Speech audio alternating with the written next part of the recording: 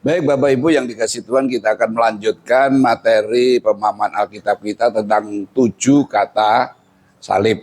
Pertama, kedua, ketiga sudah, dan kita masuk pada perkataan yang keempat. Ya, di situ Matius 27 ayat 46 mengatakan Eli Eli lama sabachthani, yang artinya apa? Allahku, Allahku, mengapa engkau meninggalkan aku? Dan ini menjadi topik yang perlu kita cermati dengan serius. Baik, kita tidak punya banyak waktu, kita akan lanjut. Di dalam Matius 27, mulai ayat 41 dikatakan, demikian juga imam-imam kepala bersama-sama ahli-ahli Taurat dan tua-tua mengolok-olokkan dia. Dan mereka berkata, orang lain ia selamatkan, tetapi dirinya sendiri tidak dapat ia selamatkan. Ia Raja Israel, baiklah ia turun dari salib itu dan kami akan percaya kepadanya. Coba perhatikan di sini. Ketika Yesus disalib, dia menerima sesuatu yang sangat menyedihkan, mengolok-olokkan dia. Dan bahkan ini sebuah tantangan ya. Tantangan untuk membuktikan apa yang dikatakan Yesus, bahwa dia disebut sebagai Raja Israel, baiklah ia turun dari salib dan kami akan percaya kepadanya. Oh, ini kan tantangan ya. Kalau memang engkau Raja orang Israel, coba kamu turun, buktikan kalau kamu Raja dan kami akan percaya. Oh, saudara, kira-kira ini kira-kira Yesus itu judulnya raja atau bukan toh? Kalau dia tidak turun berarti mereka menganggap dia bukan apa? Bukan raja. Nah, ini kan diturutin enggak ya? Padahal Yesus adalah raja. Nah, ini juga pilihan nuruti atau tetap konsisten dengan rencana Tuhan. Ya, ini aja sudah susah ya. Antara ini untuk membuktikan diri, sementara apakah aku harus tetap ikut Tuhan atau membuktikan diri seperti yang diinginkan oleh orang banyak. Nah, ini aja sudah sebuah pergumulan. Ia menaruh harapannya pada Allah, baiklah Allah menyelamatkan dia, jikalau Allah berkenan kepadanya, karena ia telah berkata, aku adalah anak Allah. Nah, saudara, ini juga sebuah tantangan. Engkau mengaku anak Allah, sekarang buktikan kalau memang engkau adalah anak Allah. Nah, ini kira-kira perlu dibuktikan enggak ya? Nuruti keinginan mereka untuk membuktikan bahwa Yesus anak Allah, supaya mereka percaya, atau tetap mengikuti kehendak Tuhan. Resikonya mereka percaya enggak? Enggak, karena mereka percaya kalau Yesus turun dari apa? Salib. Nah, ini kalau kita dihadapkan dengan begitu, kira-kira pilih mana? Pilih tetap dianggap pembohong atau tetap mengikuti Tuhan? Dianggap pembohong, dianggap bukan pembohong tetapi dianggap pembohong, atau kita tetap mengikuti kehendak Tuhan? Katakanlah kita difitnah. Kita difitnah. Fitnah itu kan berarti tidak benar. Kita ingin membuktikan aku tidak benar atau kita tetap tidak membalas. Ini kan susah ya. Difitnah, apa yang diomongkan tidak benar. Apa kita perlu klarifikasi atau kita melawan fitnah itu? Atau kita tetap ikut kehendak Tuhan? Nah, ini juga sebuah pergumulan yang tidak gampang gitu ya. Mulai dari jam 12 kegelapan menyelimuti seluruh daerah itu sampai jam 3. Ini menarik saudara. Ketika Yesus disalib jam 12 gelap. Dan gelapnya itu bukan sekedar gelap. Gelap, betul-betul gelap. Matahari tidak terlihat sama sekali. Tidak ada terang sedikit pun tidak ada. Dan itu sampai jam 3. Ini menarik untuk kita renungkan. Terjadi sebuah kegelapan ketika Yesus disalib itu, saudara. Tanda alam ini tanda apa? Kenapa terjadi kegelapan? Biasanya gelap itu melambangkan apa? Sesuatu yang sangat sangat menakutkan, mengerikan, sesuatu yang ya orang menjauhi kegelapan. Nah, kira-kira jam 3 setelah kegelapan itu, berserulah Yesus dengan suara nyaring, Eli, Eli lama sabachthani. Artinya apa? Allahku, Allahku, mengapa engkau meninggalkan aku? Inilah kalimat keempat yang keluar dari mulut Yesus ketika di atas kayu salib. Nah, kita akan menggumuli tentang kalimat yang keempat ini. Kalimat keempat ini seringkali menjadi sebuah perdebatan. Kenapa? Orang Kristen mengaku Yesus itu siapa? Tuhan, Allah.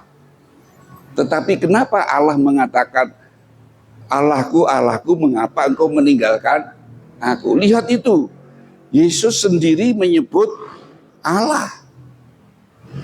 Berarti dia bukan Allah, kan gitu. Kalau dia Allah, mengapa mengatakan Allahku, Allahku, engkau meninggalkan aku? Ini sebuah pertanyaan yang seringkali menjadi perdebatan. Bagaimana mungkin Allah meninggalkan apa? Allah. Sesuatu yang tidak mungkin. Allah meninggalkan Allah. Tetapi itulah yang terjadi di atas kayu salib. Yesus berteriak, Eli, Eli lama sabachthani. Sebuah teriakan yang sangat mengerikan ditinggalkan oleh Allah. Kalau kita mau merenungkan sebetulnya kengerian yang paling ngeri itu apa toh saudara? Ditinggal sendirian, ditinggal mati anak istri, atau apa saudara? Kengerian yang paling ngeri adalah ditinggalkan Allah. Makanya orang itu tidak ingin ditinggalkan Allah. Orang kaya, orang miskin, orang terkenal, orang tidak terkenal, orang jahat, orang baik. Kalau mau mati doanya apa? Loh, kalau mau mati doanya apa? Nanti pajeriku ikut dikubur ya gitu. Supaya aku nanti di sana bisa naik mobil Pajero gitu. Doanya orang kaya, orang miskin, orang jahat, orang pokoknya doanya semua orang itu kalau mati apa? Mudah-mudahan diterima di sisi Tuhan. Kenapa kok diterima di sisi Tuhan? Maksudnya apa? Enak mana di sisinya Tuhan atau di sisinya yang lain? Di sisinya Tuhan itu artinya masuk surga atau neraka sih? Di surga itu bahagia atau menderita? Jadi bahagia itu apa? Bersama Tuhan. Nah, kalau tidak bersama Tuhan berarti di mana? Kengerian yang paling ngeri itu adalah ditinggalkan oleh Allah. Percuma manusia memiliki dunia, tetapi kalau ditinggalkan Allah, itu sesuatu yang sangat-sangat mengerikan. Dan ini yang seringkali tidak disadari oleh manusia. Biasanya sadar ketika mau mati. Mau mati pun kadang orang juga tidak sadar. Loh, seperti penjahat. Salah satu penjahat yang disalib bersama Yesus itu mau mati sadar enggak? Ada yang sadar, ada yang arep mati tetap gawe dosa kok. Berarti orang ini tidak sadar tentang dosa. Tidak mengerti tentang dosa. Kita sudah bahas pada minggu kemarin loh. Nah, dari sini kita lihat mengerikan, sesuatu yang sangat mengerikan ketika ditinggalkan oleh Allah. Kita tidak bisa membayangkan hidup tanpa Allah. Contoh saja begini. Kalau umpamanya Tuhan tidak lagi mau mendengar doa kita, wis ora kek doa-doaan. Kowe arep ngopo-ngopo terserah, ora usah njaluk tulung aku. Kira-kira stres enggak kira? Kalau kita tidak boleh berdoa dan tidak ada doa-doanan.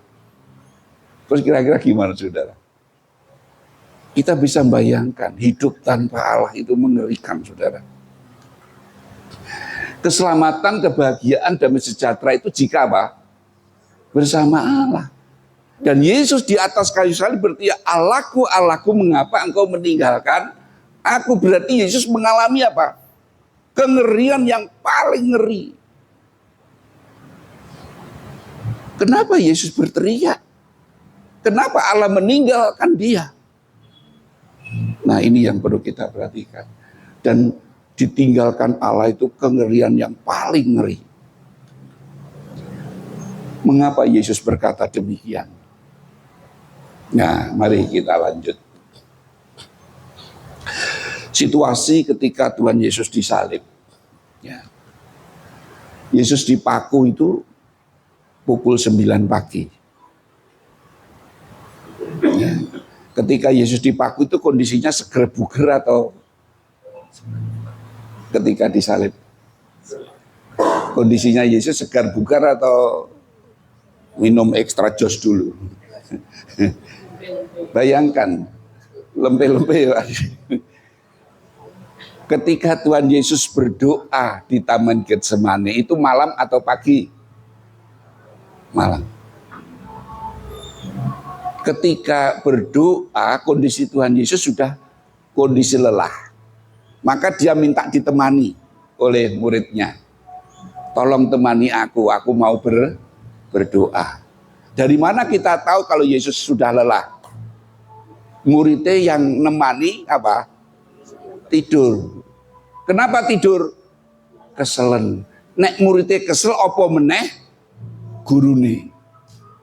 Jadi kondisi Tuhan Yesus pada itu sudah dalam kondisi sudah capek, sudah lelah. Nek pendeta mulai jam 6 esok nganti jam 12 bengi kurung leren. Tanya aja Pak Didi itu gimana. Kesel sudah lelah dan berdoa dan minta ditemani. Ternyata sing nemani tidur. Kenapa? Kelelahan. Maka kondisi Yesus dalam kondisi lelah. Dan ketika dalam kondisi pergumulan yang sangat berat, bahkan dikatakan peluhnya itu seperti titik darah keluar. Itu artinya wateknya luar biasa. Pergumulannya begitu berat. Ketika dia sedang berdoa. Nah setelah itu saya sudah tidurlah. Nah ketika Tuhan Yesus selesai berdoa, datanglah dan Yesus ditangkap. Jadi Yesus ditangkap dalam kondisi apa? Lelah. Itu malam. Dan setelah ditangkap dieret-eret, diadili sampai pagi. Sempat istirahat Pak. Break dulu gitu. Coffee break gitu. Saudara, enggak ada. Yesus dieret-eret ke sana kemari sampai pagi. Enggak tidur. Awalnya sudah lelah, pergumulannya yang berat, dihakimi ke sana kemari sampai pagi. Bayangkan enggak tidur, Saudara. Kondisinya sudah dalam kondisi yang sangat lelah banget ini, secara kemanusiaan sudah luar biasa. Dan setelah itu dihadapkan masa. Tidak hanya itu saja, selama diadili di sana kemari disiksa. Coba bayangkan kondisinya sudah seperti itu. Sampai akhirnya dia harus memikul salibnya sudah dalam kondisi sudah tidak karu-karuan. Tubuhnya sudah tidak karu-karuan karena disiksa, kondisinya sudah lelah fisik, mental, semuanya. Dan itu dia memikul salibnya, maka kita lihat Yesus jatuh. Kenapa? Kelelahan memikul salib. Sehingga ada orang lain yang diminta untuk memikul salib Yesus. Siapa? Pak Arsono. Bukan Pak Arsono. Simon dari Kirene. Nah akhirnya Yesus sampai di Bukit Golgota. Dan di situ Tuhan Yesus dipaku jam 9 dipaku. Disalib di situ. Jadi ketika Yesus dipaku, disalib, ditegakkan di atas antara langit dan bumi, itu dalam kondisi sudah sangat parah, payah. Itu kondisinya jam 9. Dan di atas kesalib itu jam 9 sampai jam 12 itu kira-kira panasnya semelanget apa rada redup-redup. Itu panasnya panas. Terbakar matahari dalam kondisi begitu. Bayangkan, sudah kondisinya sudah sangat mengerikan, penderitaannya sudah sangat mengerikan. Ditambah lagi selama itu diolok-olok, dihujat dan segala macam. Jadi secara mental, secara fisik, secara apa saja sudah sungguh sangat menderita. Jadi ketika Tuhan Yesus dipaku di bawah terik matahari sampai jam 12. Berarti berapa jam itu? 3 jam, ya. 10, 11, 12. 3 jam tergantung di atas kayu salib. Itu penderitaan yang sangat, tetapi ketika menghadapi itu semua, Tuhan Yesus di Alkitab pernah Tuhan Yesus berteriak-teriak kesakitan gitu, pernah baca enggak? Enggak pernah. Tapi di film Tuhan Yesus teriak-teriak enggak? Di Passion of the Christ. Ketika dipangdak, wah, gitu. Alkitab enggak pernah menceritakan Yesus berteriak. Dia menerima itu sebagai konsekuensi apa yang harus dilakukan. Dia tidak menolak itu semua. Dia menerima itu dengan tenang. Maka dikatakan seperti domba dibawa ke sembelian. Lidahnya keluh. Keluh itu berarti sok ngomong, Rak. Nggak bisa. Yesus menghadapi itu semua dengan sebuah ketenangan. Dia menerima itu semua sebagai konsekuensi logis mengikuti kehendak dan rencana Tuhan. Jadi Alkitab tidak pernah menunjukkan Tuhan Yesus memberontak, Tuhan Yesus berteriak kesakitan. Tidak pernah Tuhan Yesus dikatakan seperti itu. Dia tenang menghadapi itu semua. Kalau kita kira-kira gimana ya? Sakit mondok seminggu aja sudah protes sama Tuhan. Saudara, ini penderitaannya sangat luar biasa. Orang-orang mulai lelah mengolok-olok Yesus. Jadi dari tadi mengolok-olok Yesus itu sesuai apa? Kenapa? Karena tidak ditanggapi oleh Tuhan Yesus. Kalau engkau anak Allah, turunlah. Kalau engkau memang raja, bebaskan diri. Kalau engkau juru selamat, selamatkanlah dirimu dan saya.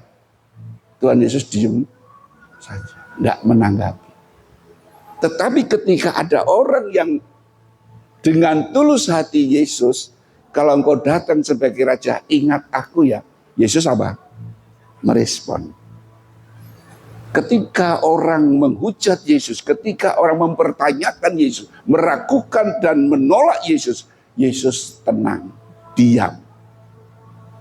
Tetapi ketika ada orang dengan rendah hati datang, Yesus, ingat aku ya, dia merespon. Hari ini juga aku bersama-sama dengan aku kemana? Firdaus. Ini menarik, saudara. Kalau kita dihujat, kita diolok-olok, direspon enggak? Wah, langsung direspon. Ya ini bedanya. Nah, kita itu pengikut Yesus atau pengikut yang lain? Pengikut Yesus itu ketika diragukan, ketika difitnah, ketika diolok-olok, ketika direndahkan, ketika dihujat, diam. Tetapi justru yang keluar dari mulutnya, ampunilah mereka. Tetapi ketika ada orang dengan rendah hati Yesus, kalau mau datang sebagai raja, ingat aku ya, Yesus merespon. Itu Yesus. Yesus yang kita ikuti. Nah, mulailah kita belajar. Mungkin kita diperlakukan seperti Yesus, ya diem aja. Tapi ketika ada orang, ulah ditulungi. Tapi ketika orang mulai menghujat dan segala macam, ingat Yesus.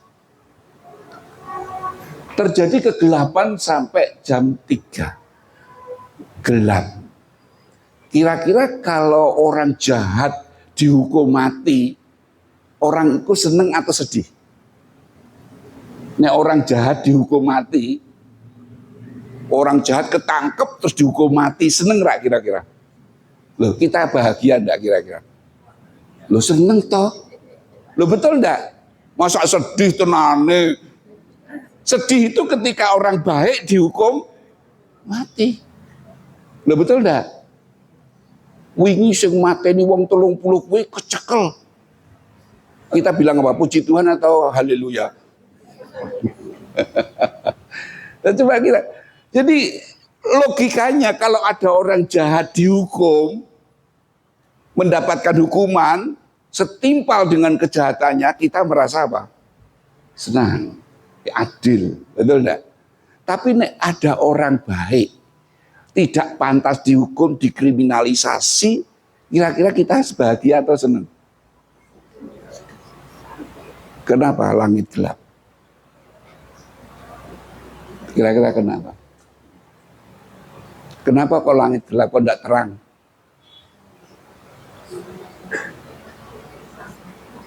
Jadi langit tidak mau melihat salib. Kenapa?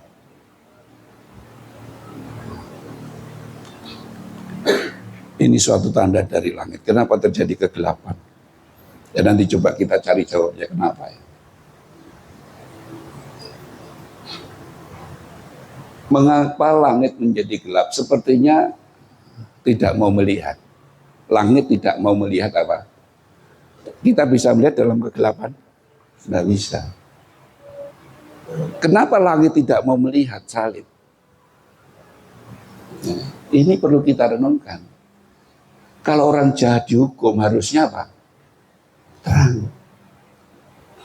Surga melihat orang jahat dihukum, ya pantas memang. Kebenaran ditinggikan, oke. Tapi ketika kebenaran dikriminalisasi, orang benar dikriminalisasi, kejahatan-kejahatan yang begitu luar biasa, kegelapan yang seharusnya tidak terjadi, ya. Tetapi terjadi. Kenapa? Tindakan manusia yang sangat jahat, tidak hanya menolak, mengkriminalisasi, bahkan membunuh siapa? Anak Allah. Ironisnya dilakukan mereka yang menamakan dirinya siapa? Umat Allah. Ini sesuatu yang sangat mengerikan. Harusnya mereka itu menerima Yesus sebagai anak Allah. Tetapi dengan berbagai macam alasan, dengan berbagai macam motivasi menolak Yesus sebagai anak Allah. Bahkan tidak hanya menolak, mengkriminalisasi, menghukum, dan membunuh. Dan itu dilakukan oleh orang-orang yang tahu kebenaran. Ini mengerikan. Mengerikan sekali, saudara. Ada sebuah, ketika Tuhan Yesus memberi perumpamaan tentang Lazarus yang mati, orang miskin dan orang kaya itu mati. Orang kaya di neraka, Lazarus di pangkuan Abraham. Terus yang di neraka itu bilang, Bapak Abraham tolong beri aku setitik air, kan itu, supaya Lazarus memberi aku setitik air. Tidak bisa, terlalu jauh. Kalau begitu tolong beritahu saudaraku, kelima saudaraku, ya saudaraku, supaya mereka tidak mengalami siksaan seperti saya. Ternyata di situ kita lihat orang kaya dengan 5 ini ternyata imam besar Hanas. Itu anaknya 5 jadi imam besar semua. Dan yang pakai jubah ungu itu hanya imam. Ini sepertinya nubuat Yesus bahwa Hanas dan 5 anaknya yang menolak Yesus menderita. Artinya bahwa kejahatan mereka itu begitu luar biasa. Dan itulah yang membuat langit menjadi gelap. Surga tidak ingin melihat kejahatan yang begitu mengerikan. Surga tidak ingin melihat kebenaran anak Allah diperlakukan seperti itu. Kegelapan begitu luar biasa. Disalib, semua ulun harus menyatakan respon mereka. Dan ini menarik, ketika Yesus disalib, semua orang merespon. Ada yang menghujat, ada yang menolak, ada yang macam-macam, ada yang membagi dan segala macam. Tetapi ada juga yang dengan rendah hati minta tolong kepada siapa? Yesus. Semua mereka merespon salib. Sampai sekarang salib itu harus, semua orang harus menunjukkan responnya terhadap salib Kristus. Kita termasuk golongan yang mana? Merespon salib dan yang mana? Apakah seperti penjahat yang tetap menghujat Yesus sampai matinya? Atau seperti penjahat yang menyadari kejahatannya dan dengan rendah hati datang kepada Yesus? Atau kita seperti orang-orang Farisi, orang-orang Sadduki, orang tokoh-tokoh agama yang tahu agama, yang rajin beribadah, tetapi menolak dia? Atau orang banyak yang mengikuti tren dan menghujat Yesus? Atau seperti serdadu-serdadu? Semua orang harus merespon. Orang harus merespon terhadap salib Kristus. Yesus sang terang mengalami kegelapan yang begitu gelap. Yesus mengatakan, akulah terang dunia. Tetapi pada saat Yesus disalib, kegelapan menyelimuti dia. Padahal dia itu sumber apa? Terang, pemberi terang. Tetapi dia ditinggalkan Allah, mengalami kegelapan yang begitu gelap. Sehingga dia teriak, Eli, Eli lama sabachthani. Kenapa Yesus mengalami seperti itu? Dan semua menjadi apa? Sunyi.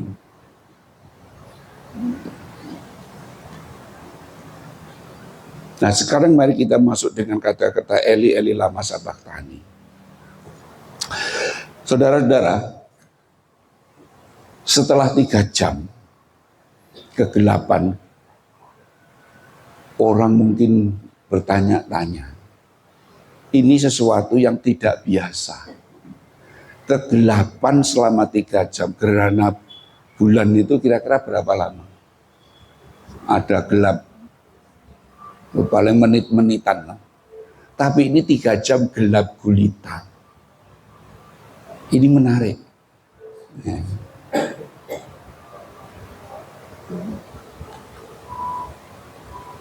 Mengucapkan kalimat yang sangat menggetarkan dan sangat tidak mungkin untuk dimengerti. Ketika kegelapan 3 jam selesai, di situ dan Yesus berteriak, Eli, Eli lama sabachthani. Mengapa engkau meninggalkan aku? Ada satu pertanyaan, mengapa engkau meninggalkan aku? Kalau panjenengan punya pertanyaan mengapa, itu butuh apa? Butuh jawaban. Mengapa ning ora ana jawaban, kira-kira bisa tidur nyenyak? Mengapa ning ora ana jawaban? Mengerikan saudara. Ucapan dari Yesus yang tidak berdosa, yang menanggung dosa. Jadi dari sini kita bisa mulai melihat Yesus yang tidak berdosa itu mengalami kegelapan yang sangat mengerikan, ditinggalkan Allah karena apa? Karena menanggung dosa. Dan Allah tidak mungkin bercampur dengan dosa. Kesucian Allah, kekudusan Allah menolak dosa, menghanguskan dosa. Maka kalau dalam perjanjian lama itu Allah murka terhadap dosa, itu bukan berarti karena Allah itu suka marah-marah. Saya pernah menjelaskan bahwa kekudusan Allah itu seperti lilin yang menyala. Betul ya? Masih ingat? Lilin yang menyala. Terus kita dekatkan tisu ke lilin yang menyala itu. Apa yang terjadi? Terbakar. Karena apinya itu galak atau gimana? Terbakar itu sesuatu yang wajar begitu. Ketika tisu didekatkan api, ya otomatis terbakar. Itulah Allah. Dosa mendekat Allah, hangus. Maka ketika Yesus meninggalkan, Yesus menanggung dosa, maka di situ Allah tidak bisa gelap, Allah tidak bisa. Ya. Allah menolak di situ. Ini mengerikan. Eli, Eli lama sabachthani. Kenapa engkau meninggalkan aku? Dan ini memang harus terjadi. Yang tidak mungkin harus terjadi. Ya. Sebagai manusia ada kemungkinan tidak taat. Yesus sebagai manusia, Yesus itu kan juga manusia. Digoda juga. Ada kemungkinan tidak taat enggak? Sebagai manusia, Yesus ada kemungkinan tidak taat enggak? Loh ada toh. Ketika doa di Taman Getsemani, dia berkata apa? Kalau boleh cawan ini lalu dari, itu berarti dia mau meneruskan enggak? Enggak toh. Kemungkinan untuk tidak taat itu ada. Tetapi Tuhan Yesus memilih untuk taat. Sebagai manusia dia memilih untuk taat kepada kehendak Bapaknya. Ini luar biasa. Jadi ini yang perlu kita renungkan bersama, walaupun kondisinya sangat mengerikan, salib menunggu di depan. Dia lebih mengambil keputusan untuk mengikuti rencana Bapa daripada keinginan dirinya sendiri. Dan inilah yang harusnya menginspirasi kita. Sebagai orang Kristen itu harusnya kita lebih memilih untuk taat kepada Tuhan daripada keinginan kita sendiri. Inilah titik yang paling sulit. Makanya Tuhan Yesus mengatakan barang siapa mau mengikut aku, dia harus apa? Menyangkal diri. Terus ngapain? Biar dapat pahala gitu. Kenapa harus menyangkal diri? Biar masuk surga. Kenapa menyangkal? Supaya bisa ikut Yesus. Kalau orang lain menyangkal diri supaya dapat pahala, menyangkal diri supaya diberkati Tuhan, menyangkal diri bukan supaya. Ketika kita harus menyangkal diri supaya kita bisa ikut Yesus. Karena itulah yang Yesus pun telah memberikan teladan. Dia menyangkal dirinya untuk mengikuti kehendak Tuhan. Jadilah kehendakmu. Ini iman yang paling apa ini? Ya itulah kekristenan di situ. Iman Kristen itu ya jadilah kehendakmu. Ini tidak mudah, tidak gampang. Kalau kita difitnah diem itu masih mungkin agak harga diri diinjak-injak kita tenang. Tapi ketika berbicara tentang keinginan dan kehendak Allah, ini yang susah. Karena seringkali orang memandang orang bahagia itu kalau keinginannya terpenuhi.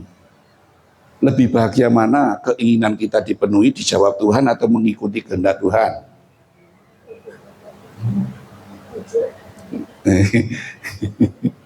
Kalau suami kita sakit, doanya apa? Sembuh. Bahagia mana? Doanya dikabulkan atau mengikuti jadilah kehendakmu? Gue kayak malah mati. Pergumulannya gimana? Nah, sebagai manusia kemungkinan tidak taat apa, tetapi di sini katakan Allah sudah menetapkan dalam Yesaya 53:10 bahwa dia memang harus diremukkan. Dia harus diremukkan. Dan Yesus taat bahkan sampai mati di kayu salib. Itu Filipi. Jadi ketaatan Yesus itu bahkan sampai mati di kayu salib.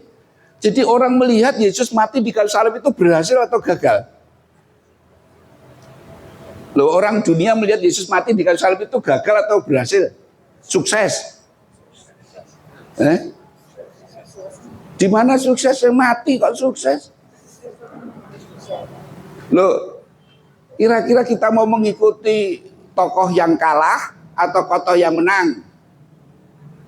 Pahlawan itu menang atau mati toh? Loh, dunia itu melihat Yesus mati, orang Yahudi seneng enggak? Tokoh-tokoh agama seneng enggak ketika Yesus mati disalib? Setan pun seneng. Mati wes, selesai. Betul enggak? Mereka enggak pernah berpikir Yesus akan bangkit toh. Ketika mati selesai wes, berhasil.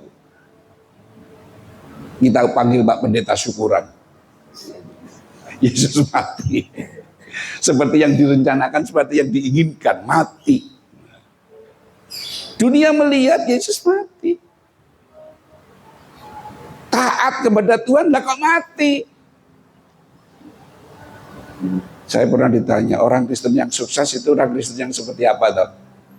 Menurut saudara, orang Kristen yang sukses itu orang Kristen yang kaya, sugih dan segala macam. Saya pernah ditanya pemuda begitu, orang Kristen yang sukses itu gimana toh Pak? Saya katakan orang Kristen yang sukses adalah orang yang mati tetap Kristen. Sukses itu. Berarti dia berhasil mempertahankan imannya sampai akhir. Orang Kristen kaya sugih, tetapi ketika mati menyangkal Yesus, sukses enggak? Jadi kesuksesan itu ketika diterima di sisi Tuhan. Kita tetap bersama Tuhan. Jadi kesuksesan itu bukan karena kita punya mobil, punya rumah, punya enggak. Kesuksesan iman, kesuksesan orang Kristen, pengikut Kristus, dia tetap setia mengikut Kristus sampai akhir. Maka Tuhan Yesus memberi mahkota kehidupan. Betul? Nah, dan Yesus setia sampai mati. Bahkan Filipi 2 ayat 9, setia taat bahkan sampai mati di kayu salib. Dikata bahkan sampai mati di kayu salib, itu artinya apa? Kematian Yesus di kayu salib itu kematian yang sangat mengerikan. Walaupun begitu dia tetap setia. Kematian yang sangat mengerikan yaitu kematian di kayu salib. Kematian yang menghinakan itu kematian di kayu salib. Karena hanya orang-orang jahatnya minta ampun, jahatnya sundul langit yang mati di salib. Nah, saudara, bahkan orang Romawi tidak boleh disalib, itu penghinaan. Jadi salib itu sebetulnya penghinaan. Tapi bagi orang Kristen itu kebanggaan. Kenapa? Ya gara-gara salib kita selamat. Kengerian yang paling ngeri adalah apa? Terpisah dari Allah. Eli, Eli lama sabachthani. Maka di sini Yesus mengalami kondisi yang sangat. Maka dalam pengakuan iman kita dikatakan turun ke dalam kerajaan maut.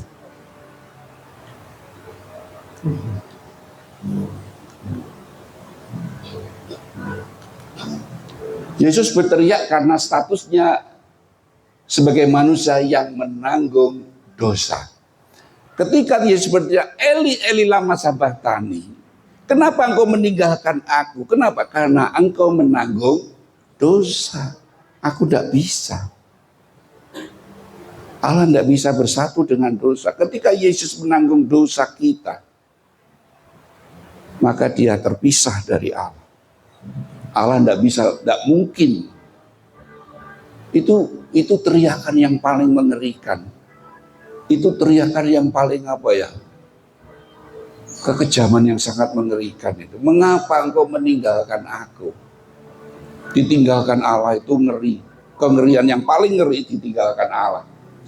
Jadi statusnya sebagai manusia yang menanggung dosa. Kalau dia tidak menanggung dosa ya tidak ada Eli, Eli lama sabachthani. Tetapi karena dia menanggung dosa maka teriakan itu sangat menggetarkan. Ya, sangat menggetarkan. Eli, Eli lama sabachthani. Engkau meninggalkan aku. Kenapa? Karena menanggung dosa. Dan itulah wujud puncak kasih Allah kepada manusia.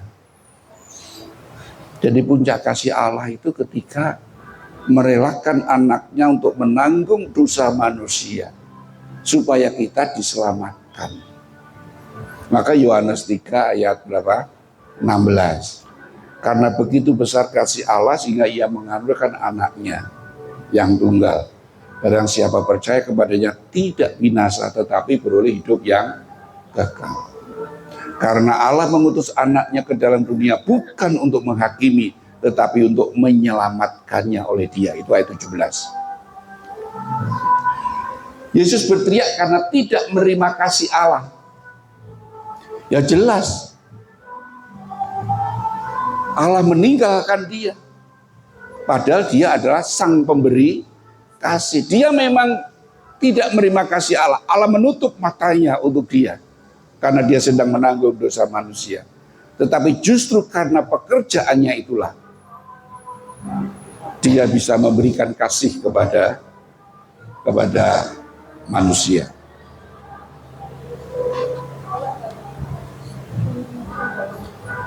Di dalam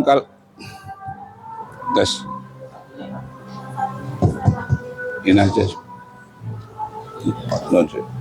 Ya. Jadi mengapa engkau meninggalkan aku? Pertanyaan mengapa Ada jawaban enggak ini, saudara? Mengapa? Mengapa engkau meninggalkan aku? Ini kan pertanyaan yang membutuhkan apa? Jawaban. Tetapi pertanyaan mengapa ini pertanyaan yang sangat-sangat mengerikan sebetulnya. Kematian dalam dosa menimbulkan pertanyaan apa? Mengapa? Jadi orang yang mati dalam dosa itu nanti akan membawa dia kepada pertanyaan, mengapa aku masuk neraka? Mengapa? Mengapa? Mengapa? Tetapi ada jawaban enggak? Enggak akan pernah ada jawaban. Itu bayangkan, saudara, pertanyaan mengapa yang membutuhkan jawaban tetapi tidak ada jawaban. Itu rasanya gimana? Nyaman enggak? Itu sesuatu yang sangat mengerikan. Kenapa? Pertanyaan tidak ada jawabannya. Kenapa? Relasi yang tidak sambung, yang tidak ada penyesalan, yang ada adalah penyesalan di apa? Neraka. Karena orang mati dalam dosa itu neraka. Di neraka tidak bisa sambung dengan surga. Maka Allah tidak akan pernah menjawab pertanyaan mengapa. Kenapa kamu di neraka? Maka di neraka itu orang akan mengalami sebuah kondisi yang sangat-sangat mengerikan. Mengapa? Orang yang mati dalam dosa itu mengapa? Tetapi tidak akan pernah jawab karena tidak ada yang akan menjawab. Karena apa? Tidak ada relasi. Siapa yang mau menjawab? Relasinya dengan Allah terputus. Neraka surga tidak ada relasi. Tidak ada relasi. Maka tidak akan pernah ada jawaban. Maka ini akan menjadi sebuah pertanyaan kekal yang tidak akan pernah ada jawaban. Kalimat keempat adalah kalimat yang sangat kejam dan mengerikan yang disebabkan oleh apa? Dosa. Jadi sebetulnya kalau kita menyadari, memahami tentang dosa, harusnya kita menjadi sungguh-sungguh tidak main-main dengan dosa. Karena dosa itu sangat mengerikan. Dosa membuat kita terpisah dari Allah. Kekudusan Allah menghanguskan dosa, membuat kita terpisah, tidak ada relasi. Sehingga segala macam pertanyaan-pertanyaan tidak akan ada jawaban di sana. Terpisah dari Allah berarti terpisah dari sumber segala damai, kebahagiaan, dan segala macam. Maka terimalah Yesus sebagai apa? Juru selamat agar kita terlepas dari apa? Pertanyaan mengapa? Mengapa engkau meninggalkan aku? Itu tidak akan keluar dari mulut kita ketika kita menerima Tuhan Yesus. Kenapa? Immanuel, Allah beserta dengan kita. Jadi ini yang perlu kita renungkan. Penyertaan Allah itu menjadi jaminan. Maka itulah yang menjadi doa seluruh manusia. Mudah-mudahan diterima di sisi Tuhan. Tetapi kita bukan lagi mudah-mudahan diterima di sisi Tuhan. Tetapi ketika kita menerima Tuhan Yesus, Immanuel, Allah beserta dengan kita. Berapa lama? 3 minggu. Berapa lama Allah menyertai kita? Selama-lamanya. Jadi kita perlu minta disertai Tuhan lagi enggak? Kita mengimani Tuhan beserta dengan aku. Nah karena Tuhan beserta dengan aku, otomatis aman enggak? Ya enggak. Disertai nih digorke. Aku ora teko PA meneh. Kenapa? Lah aku teko ora ono sing ngreken dimbarke wae yo.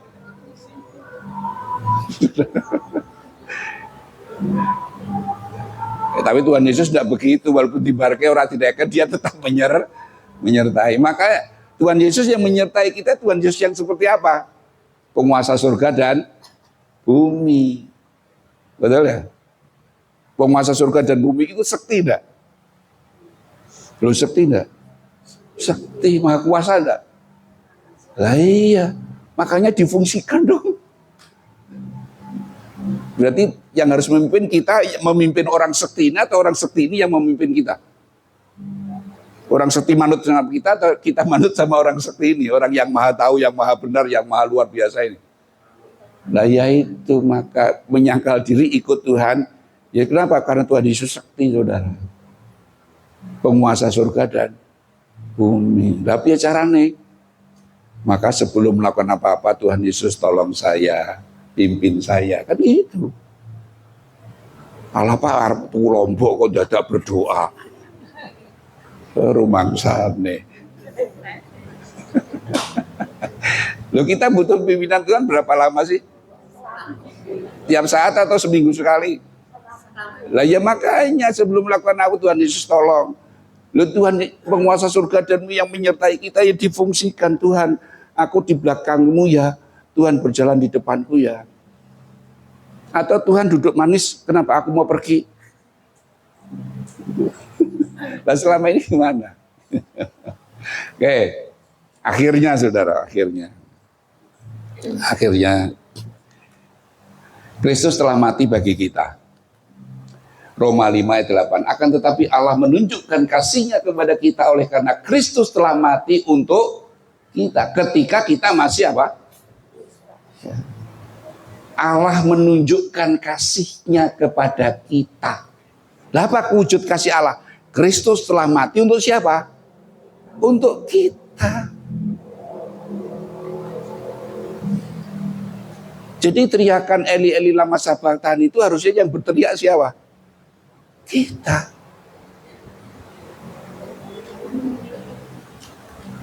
Di dalam Kristus kita bebas dari hukuman. Roma 8 ayat 1. Demikianlah sekarang tidak ada penghubungan bagi mereka yang ada di dalam Kristus Yesus. Kenapa? Karena Kristus telah menanggung murka Allah untuk kita. Eli Eli lama sabachthani. Enggak Pak, engkau meninggalkan aku. Ya kamu harus. Supaya kita tidak ditinggalkan oleh Allah. Jadi maka Yesus juru selamat kita. Kalau tidak ada Tuhan Yesus, ya kitalah yang teriak-teriak.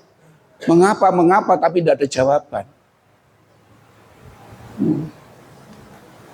Nah, karena itu bagaimana kita hidup sekarang? Mati bagi dosa, hidup bagi siapa? Allah. Nah inilah sekarang yang harus kita lakukan. Roma 6 ayat 10-11. Sebab kematiannya adalah kematian terhadap dosa. Satu kali untuk selama-lamanya. Dan kehidupannya adalah kehidupan bagi Allah. Demikianlah hendaknya kamu memandangnya. Bahwa kamu telah mati bagi dosa. Tetapi kamu hidup bagi Allah dalam Kristus Yesus. Jadi sekarang apa? Sekarang aku mati bagi dosa. Tetapi aku hidup untuk Allah. Mati bagi dosa itu gimana tuh? Pernah layat orang mati enggak? Layat orang hidup kan enggak ada. Pernah layat? Ketika layat di depannya ngomong apa kita? Ayo, ajak nonton film sebelum dikubur. Ada respon enggak? Ayo, tak bayari. Ada respon enggak? Kenapa enggak ada respon? Berarti kita mati bagi dosa. Berarti dosa bilang pada kita, ayo ngerasani Pak Pendeta yuk. Respon enggak? Lo respon enggak? Apa? Berarti mati rayu.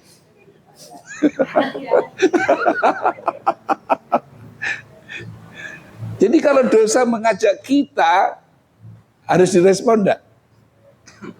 Aku mati rasa dirungoki, rasa ditanggapi. Mati kok. Ini yang harus kita mindset kita begitu. Mati bagi dosa tapi hidup bagi hidup bagi Allah. Orang hidup itu ada respon enggak? Ayo Pak Bambang, di situ ada warung enak. Pak Eri bilang begitu. Siapa? Ada respon. Betul enggak? Urip kok. Tapi ini orang mati enggak. Hendaklah kita memandang demikian. Aku ini mati bagi dosa tapi hidup bagi siapa? Allah. Jadi kita bukan lagi Eli Sabatani. Kita itu Immanuel. Nah, sekarang kita hidup untuk Allah, tapi aku mati bagi dosa karena Kristus mati bagi dosa, hidup untuk Allah. Dan kita mengikuti teladan Tuhan, hidup Kristus untuk Allah, bukan untuk berbuat dosa. Nah, akhirnya bersama. Amin. Loh, kenapa kok? Loh, khawatir enggak? Anak ini khawatir enggak? Lah kenapa kok enggak khawatir? Immanuel. Makanya kita itu enggak perlu khawatir. Ya, anak ini khawatir. Ya, itu Bapak Ibu yang dapat saya sampaikan, kiranya itu memperbaharui iman kita. Kita mengikuti Yesus yang disalib, ya. Bukan Yesus yang lain, tetapi Yesus yang disalib. Tuhan memberkati kita semua. Amin.